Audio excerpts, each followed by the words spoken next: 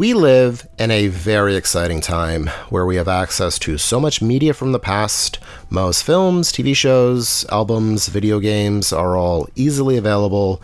Even more ephemeral things like television commercials, entire broadcasts, magazines, newspapers, these can all be found with relative ease. But not everything has been preserved, whether due to neglect, lack of interest, destruction, decay, censorship. Some media is just gone. It has been lost to time. Lost media is a very popular niche here on YouTube. People love hearing about it, and some people have even dedicated themselves to pursuing it. They seek it out, scrub through hours and hours of video recordings or scans, looking for proof these things existed. It's an obsession with unearthing forgotten media, reconnecting with the past that is perhaps entirely in vain because it's gone. That is what we are going to be talking about today on the Videocast, the emotional cost of lost media. We're going to be looking at some examples, some different pieces of lost media, how this stuff has been kept alive, what about it compels and fascinates us, and what was really lost with this media. As always, I'm your host Brian. Patreon.com/PixPortraits is how you can support us here. $5 gets you access to dozens of exclusive videos, as well as digital copies of my book, The Nostalgia Economy. We also have physical copies, t-shirts, like, comment, share, support us any way you can. Now, some of the things that get classified as lost media were just never made. You can find production material for it, sketches, maybe even advertisements if it got that far before these projects were ultimately cancelled. That's not so much what we're going to be talking about here. We are going to be focusing on media that at one point existed but was not preserved, as well as uncommon or obscure media. Most of the material we are going to be using falls under that category, obscure media, because lost media is just that. Lost. So how do we know these things existed?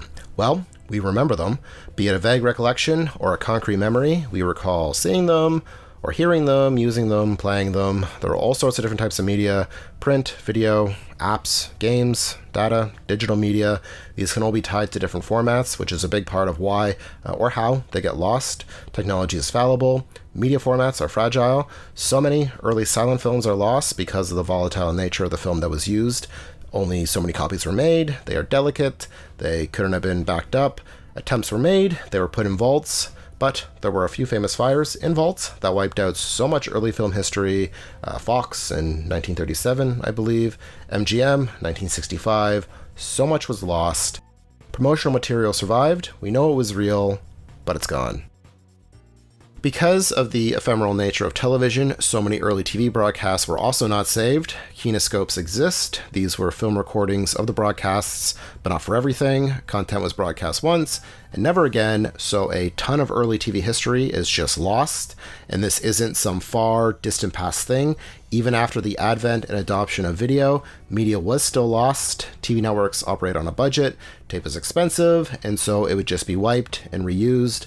Very common practice, especially in TV news. On the topic of video, home video was huge for preserving the past. Viewers could record material, and that is largely why we have access to so many commercials, but even this wasn't perfect. If a promo ran for a week and people saw it, they remember it, but if no one recorded it, it's potentially also gone. Lost. It might exist in some deep archive, but the companies don't care to bring it back. There is little interest in it and even less money. They don't care, so it's up to us to keep these things alive, just like it's always been. Before the internet, it was hard to know for certain if things existed. Tape trading used to be a very popular practice. You would have to know someone, but people would put together compilations on tape, videotape, VHS, featuring obscure or infamous clips you'd only hear about.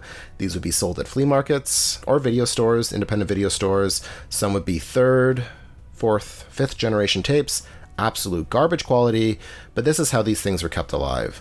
With the internet, forums, and eventually social media connected people with similar memories. Someone makes a post asking, hey, does anyone else remember this? Dozens of people respond, it's confirmed, it existed, where is it, who's got it?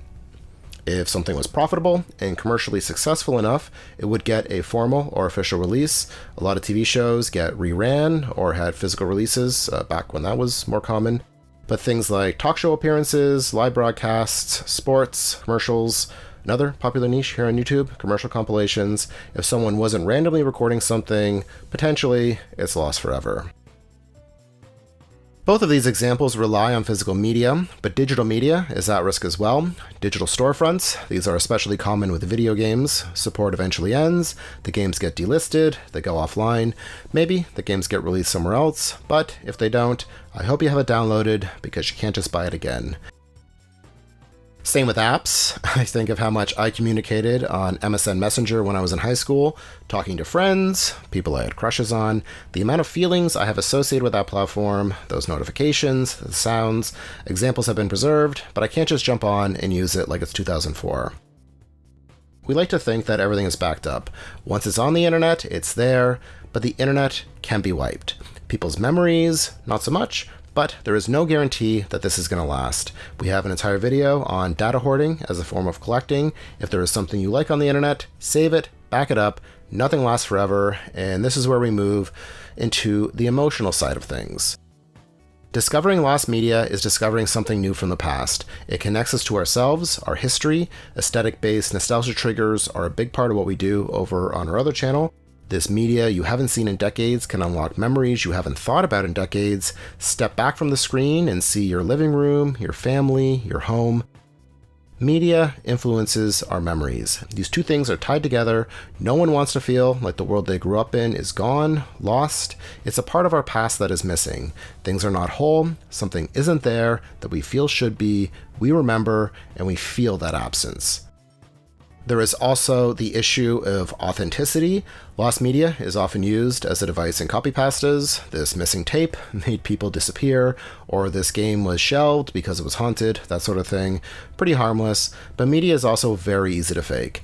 Photoshop has been available for decades. You see it in thumbnails, clickbait. It's getting easier and easier with generative AI, which we also talked about, how that will be used to alter the past. We are living in the post-truth era, not only questioning authenticity, but also reality. Was it real? Did it happen? Or did you just make it up? Is it a false memory?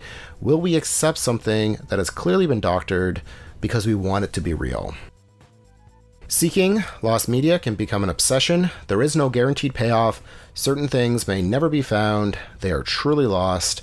And that is also hard to accept. Parts of our past, ourselves, are gone, lost. And that's just something we have to learn to live with. Anyway, that's the show this week. Let me know what you think. Is there a piece of lost media you remember? Is there any you have found? Let me know in the comments. If you enjoyed this video, give us a thumbs up, subscribe, share, and again, if you have the means, please consider supporting us on Patreon. There's a new Liminal Dreams over there right now. Should have another video revisiting some of my old family videos up soon. $5 a month gets you access to that, and dozens of other videos. Keeps all this going. Patreon.com/fixedportraits. Read the Nostalgia Economy. As always, thank you all so much for your interest in this channel, and thanks for watching. See you in the future.